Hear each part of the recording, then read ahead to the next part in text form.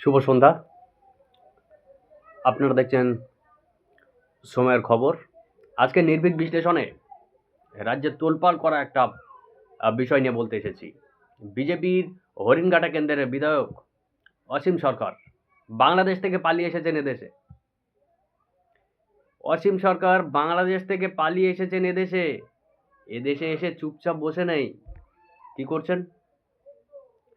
কয়েকদিন আগে উনি পবিত্র কোরআন সম্পর্কে একটা ভিত্তিহীন বিতর্কিত একটা মন্তব্য করলেন।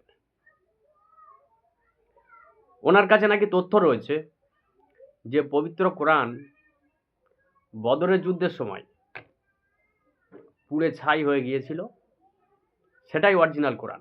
আর বর্তমানে যেটা রয়েছে এটা অরিজিনাল নয়।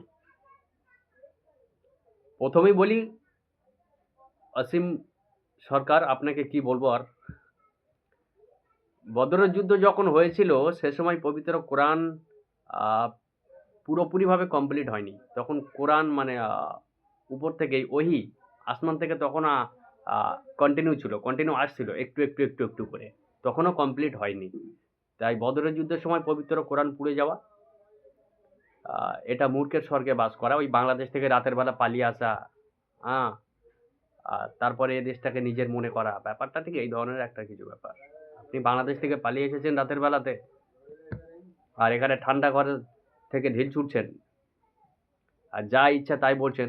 ওই আপনার মতন কিছু মূর্খ গোমূত্র পানকারী এরা এগুলো বিশ্বাস করতে পারে। যারা জানেন বোঝেন তাদেরকে বিশ্বাস করতে পারবেন না। যাই হোক, সে বিষয়টা আলাদা। এখন আপনার এই যে মন্তব্য, কুরুচিকর মন্তব্য করলেন, বিতর্কিত একটা ভিত্তিহীন মন্তব্য, তাতে করে রাজ্যের আইন শৃঙ্খলা পরিস্থিতি যদি খারাপ হয়। ইতিমধ্যেই আমরা দেখেছি কয়েক জায়গায় মিটিং, মিছিল, পথ অবরোধ, গ্রেপ্তারির দাবিতে মানুষ রাস্তায় নেমেছেন, মুসলিম সম্প্রদায়ের মানুষেরা। দিন যাবে, মিটিং মিছিলের পরিমাণ আরো বাড়বে, বিশৃঙ্খলা হবে, রাস্তাঘাট অবরোধ হবে, পুলিশ অবরোধ হটাতে যাবে যখন, পুলিশের সঙ্গে মানুষের খণ্ডযুদ্ধ আমরা প্রায় দেখি। এতে করে যদি সাধারণ মানুষ, নিরীহ সাধারণ মানুষের কারো ক্ষয়ক্ষতি হয়, এর দায় কে নেবে? এর দায় কে নেবে? আপনি তো বাংলাদেশ থেকে পালিয়ে এসে বিজেপির বিধায়ক হয়ে ঠান্ডা ঘরে বসে রয়েছেন আর কাঁচের ঘর থেকে ঢিল ছুটছেন। কিন্তু রাজ্যের আইন শৃঙ্খলার অবনতি হবে, মানুষে মানুষে বিভেদ বাড়বে, সমাজে সাম্প্রদায়িকতার বিষ ছড়িয়ে পড়বে। এর দায়টা কে নেবে? আপনি নেবেন? আপনি কখনো নেবেন না। আপনি রাতের বেলা বাংলাদেশ থেকে পালিয়ে এসেছিলেন, আপনি তো নিজের দেশেরই হতে পারলেন না। আপনি নিজের দেশের হতে পারলেন না। হানাদার পাকিস্তানিদের সঙ্গে যখন লড়াই করছিল, লক্ষ লক্ষ বাঙালি, 30 লক্ষের বেশি বাঙালি সেখানে শহীদ হয়েছে, আর আপনারা পালিয়ে এসেছেন এখানে পালিয়ে এসে আমাদের রাজ্যের, এই ভারতবর্ষের সুস্থ পরিবেশকে অসুস্থ করে তুলছেন আপনারা। আপনাদের কোনো অধিকার আছে? এটা আপনার দেশ। আপনার দেশ তো বাংলাদেশ। এখানকার সুস্থ পরিবেশকে কেন অসুস্থ করছেন আপনারা?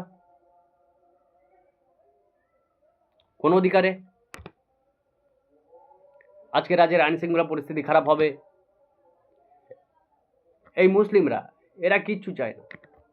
এদের আপনি চাকরি ক্ষেত্রে বঞ্চিত করুন, শিক্ষা ক্ষেত্রে বঞ্চিত করুন, এদের এলাকায় স্কুল কলেজ কিচ্ছু করতে হবে না, এরা সব মেনে নেবে। আপনার বড় বাবারা যখন ওই দিল্লি থেকে এখানে উড়ে উড়ে এসে বলে ঘুষপেটিয়া, এদেরকেই টার্গেট করে যখন ঘুষপেটিয়া বলে, অনুপ্রবেশকারী বলে, এরা ওসব ফুৎকারে উড়িয়ে দেয়। কারণ এরা জানে তাতে ওদের কিচ্ছু হবে না, কারণ এরা কেউ ওখান থেকে আসেনি, এরা ভারতেরই, এরা এখানেই জন্মেছে আর মৃত্যুর পর এখানেই শায়িত হবে। সেগুলো এরা কিছু মনেই করে না। সারাদিন অপপ্রচার করুন মুসলমানদের বিরুদ্ধে, কিচ্ছু মনে করে না। কিন্তু আপনি যখন মুসলমানদের ধর্ম নিয়ে কথা বলবেন, এদের রক্তে আগুন লেগে যায়। নূপুর শর্মার সময় আমরা দেখেছিলাম। তো আপনি আগুন নিয়ে কেন খেলা করছেন? আজকে আইন শৃঙ্খলা পরিস্থিতি খারাপ হবে, অস্থিরতা তৈরি হবে। আপনি তো ঠান্ডা ঘর থেকে ঢিল ছুড়ে দিয়ে বসে রয়েছেন, সামলাবে কে?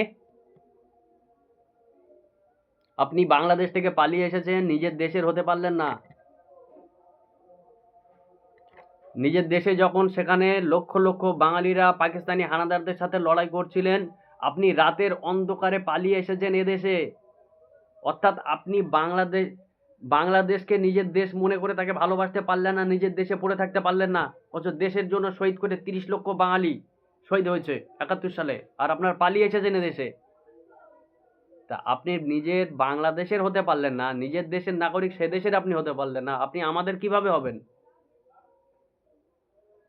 আপনাদের এই ঘৃণ্য মানসিকতার কারণে বাংলাদেশের সংখ্যালঘুদের উপরে যথেষ্ট চাপ তৈরি হবে, যথেষ্ট চাপ তৈরি হবে। এ প্রসঙ্গে একটা কথা বলি, আমাদের বলিউডের জনপ্রিয় অ্যাক্টর দিলীপ কুমার ছিলেন, উনি আর নেই, উনি যেখানেই থাকুন শান্তিতে থাকুন। উনি পাকিস্তানের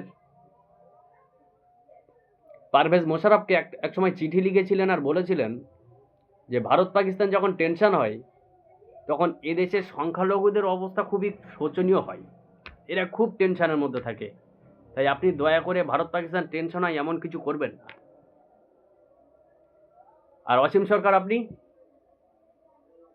আপনি ঠান্ডা ঘর থেকে ঢিল মেরে দিলেন পড়শি বাংলাদেশ, সেখানে এমনিতেই আইন শৃঙ্খলার অবস্থা খুব একটা ভালো নয়।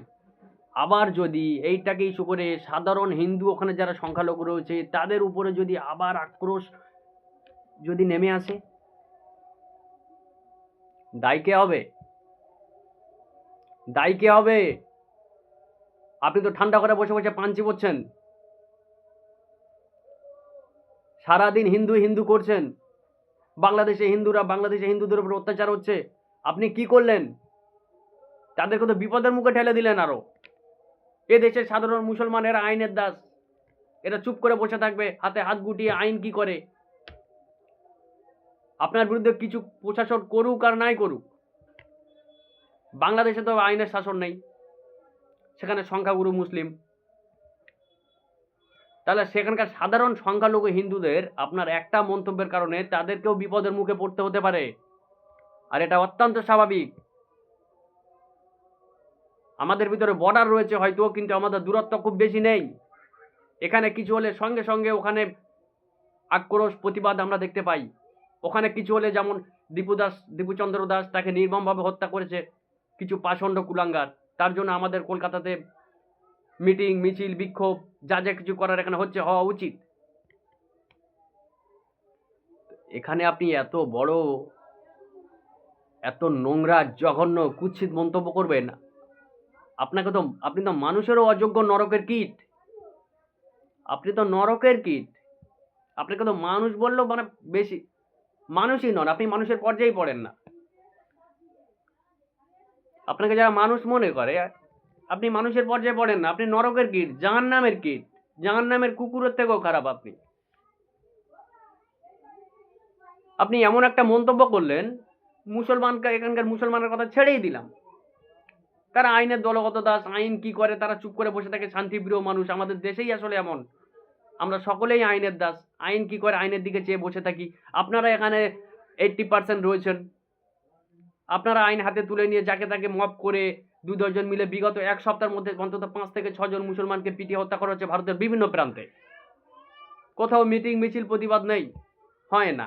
আইনের প্রতি ভরসা রেখে বেচারা আর কি করবে, সংখ্যালঘুরা আইনের প্রতি ভরসা রেখে আমরা চলি, চলো ঠিক আছে। কিন্তু বাংলাদেশে তো ওই পরিস্থিতি নেই। তাহলে আপনি সেখানকার অবশিষ্ট হিন্দু সংখ্যালঘু যারা রয়েছে তাদেরকে আবার একবার বিপদের মুখে ঠেলে দিলেন। আসলে আপনি হিন্দু প্রেমী নন, আপনি রাজনীতি করছেন। আপনারা জানেন এ রাজ্যে 70% হিন্দু ভোটের ভিতরে 50% হিন্দু ভোট বিজেপির ঝুলিতে কখনো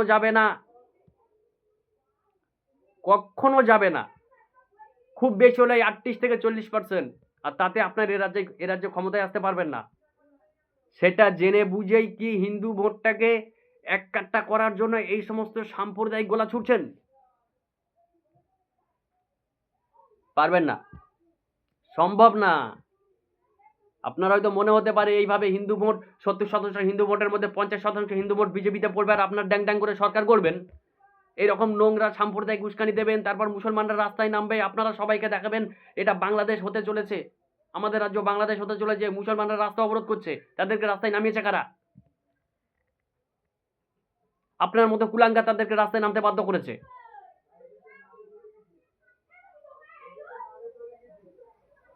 এইভাবে রাজনীতি করে এই রাজ্যে ক্ষমতা দখল করতে পারবেন না। একটা কথা বলে দিলাম আপনাকে, কিচ্ছু করতে পারবেন না। 70% হিন্দু ভোটের ভিতরে 50% আপনাকে নিরঙ্কুশভাবে পেতে হবে, আপনারা পারবেন না।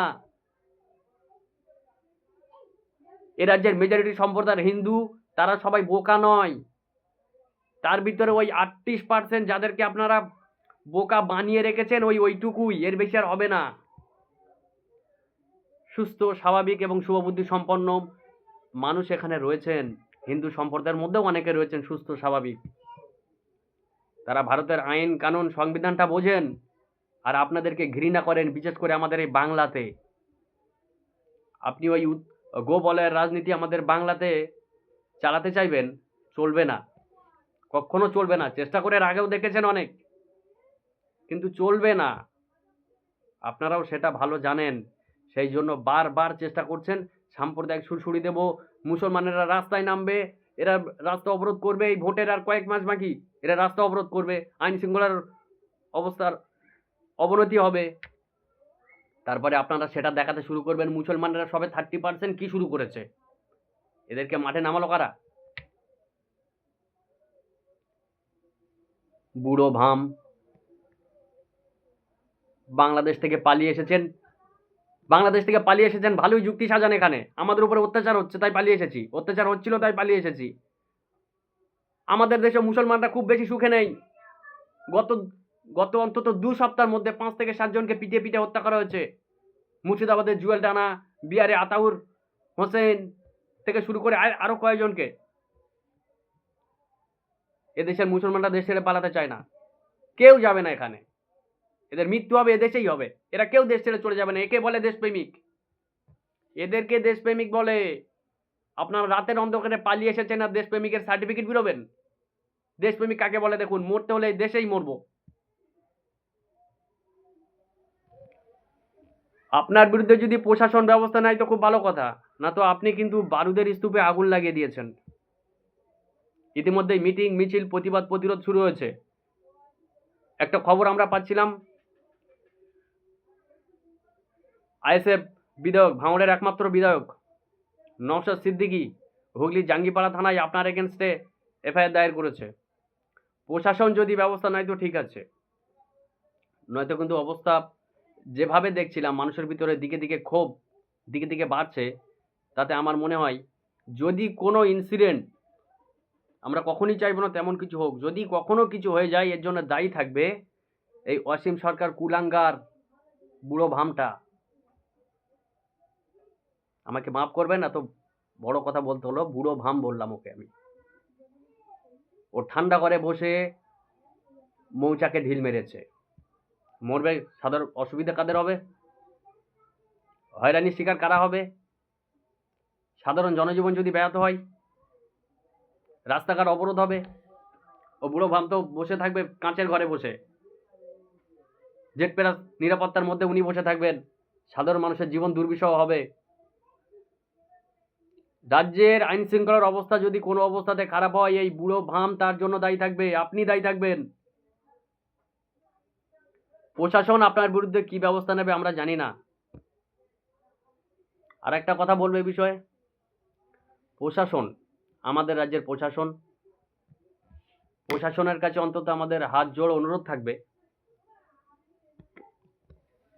এই কুলাঙ্গার বাংলাদেশ থেকে পলাতক এই অসীম সরকার, এজ ওনাকে ক্যাচ করছে, আমরা বুঝতেই পেরেছি ওনার এজ ক্যাচ করেছে, কিন্তু উনি আমাদের সমাজে ক্যান্সার ছড়াচ্ছেন। একে যত দ্রুত সম্ভব অ্যারেস্ট করে একে আইনের আওতায় আনা হোক। আজকে গ্রেপ্তার আর কালকে ছেড়ে দেবেন এটা না হয়, একে গ্রেপ্তার করুন।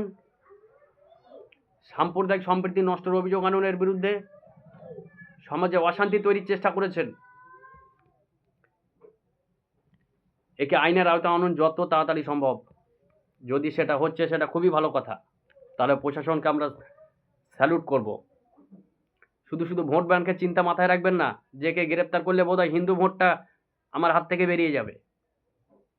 হিন্দু ভোট আপনার হাত থেকে বেরিয়ে যাক আর না যাক, অন্তত বাংলার যে সাম্প্রদায়িক সম্প্রীতি এতদিন আমরা দেখে এসেছি, আমরা গর্ব করি। ভারতবর্ষের মধ্যে যত রাজ্য আছে, আমাদের রাজ্য হতে পারে অর্থনৈতিক দিক দিয়ে অন্যান্য রাজ্যের থেকে হলেও পিছিয়ে রয়েছে, প্রথম সারির রাজ্য নয় হয়তো, সব ঠিক আছে, কিন্তু আমরা একদিক দিয়ে প্রথম সারিতে আছি, সেটা হচ্ছে আমাদের সাম্প্রদায়িক সম্প্রীতি, ধর্মনিরপেক্ষতা। আমরা সারা ভারতকে চোখে আঙুল দিয়ে দেখাতে পারি ধর্মনিরপেক্ষতা কাকে বলা যায়, কাকে বলে। এই আমাদের রাজ্যে কার্তিক ঘোষ আর কাশেম মোল্লা দুজনের হাতে দুটো চপ নিয়ে একই ঠোঁয়াতে তারা সন্ধ্যাবেলা টিফিন করেন, মুড়ি খায়। আমাদের রাজ্যে এটা দেখা যায়, ভারতবর্ষের অন্য কোথাও এটা খুব একটা দেখা যায় না। দু এক জায়গায় বিক্ষিপ্ত কিছু ঘটনা হয়তো চোখে পড়ে, কিন্তু আমাদের রাজ্যে এটা আকসার দেখা যায়, যেখানে কার্তিক ঘোষ আর কাশেম মোল্লারা একসঙ্গে বসে হাসি ঠাট্টা করছেন আর একই ঠোঁয়াতে মুড়ি নিয়ে চপ দিয়ে খাচ্ছে। সেটা আমাদের রাজ্যে দেখা যায়, অন্য কোথাও দেখা যায় না। সর্বশেষ একটা কথা বলবো, প্রশাসনের কাছে আমাদের অনুরোধ থাকবে, হাত জোড় অনুরোধ থাকবে, অসীম সরকার নামক এই কুলাঙ্গার নরপিশাচ ক্যান্সারটাকে যত দ্রুত সম্ভব, এই করোনার থেকেও বড় ভাইরাসে, এই করোনা ভাইরাসটাকে যত দ্রুত সম্ভব একে আইনের আওতায় এনে অ্যারেস্ট করা হোক, নয়তো কিন্তু রাজ্যের সার্বিক পরিস্থিতি খুব একটা ভালো হবে না। আর দ্বিতীয় কথা, যদি সেটা না হয়, যদি প্রশাসন এই অসীম সরকারকে ছেড়ে দেয়, কিছু না বলে, তাহলে আমরা বুঝে নেব প্রশাসনেরও পরোক্ষ মদত রয়েছে। এটা আমরা ধরে নেব প্রশাসনেরও মদত রয়েছে, কারণ প্রশাসন এই সমস্ত কুলাঙ্গারদেরকে এইগুলো বলার জন্য খোলা ছুট দিয়ে রেখেছে পরোক্ষভাবে, যে এরা এগুলো বলুক, আর দিন শেষে মুসলমানেরা ভয় পেয়ে সেই আবার আমাকেই ভোট দেবে। এটা রাজনীতি না তো? আগেই বললাম আমি, 70% হিন্দু ভোটের মধ্যে 50% বিজেপিকে পেতে হবে, আর সেটা সম্ভব না, চেষ্টা চালিয়ে যায়। অন্যদিকে বলবে আমাদের রাজ্যের শাসক দলকে, শুধু ভোট ব্যাংকের কথা চিন্তা করবেন না, অসীম সরকারদের আপনি গ্রেপ্তার করুন, তাতে হিন্দু ভোট আপনার পাশে থাকলো কি মুসলিম ভোট থাকলো, কে থাকলো না থাকলো নয়, অন্তত রাজধর্ম পালন করুন, এই সমস্ত কুলাঙ্গারগুলোকে আপনি অ্যারেস্ট করুন। এরা ক্যান্সারের থেকে ভয়াবহ, এরা করোনা ভাইরাস। যদি অ্যারেস্ট না হচ্ছে, তাহলে আমরা বুঝবো যে শাসক দলের পরোক্ষ মদদে এরা এই সমস্ত কথাবার্তা বলেন, যাতে মুসলমান সমাজে ভীতি, ভয়ভীতি তৈরি হয়, বিজেপির প্রতি ঘৃণা তৈরি হয়, আর ভোটটা যাতে শেষে আমাকেই দেয়। এটাও একটা হতে পারে। এখন দেখার প্রশাসন কি ব্যবস্থা নেয় এই কুলাঙ্গারটার বিরুদ্ধে। যাই হোক, আজকে এই পর্যন্তই। এ বিষয়ে আপনাদের মতামত থাকলে অবশ্যই বলবেন কমেন্ট বক্সে। ততক্ষণে শুভরাত্রি।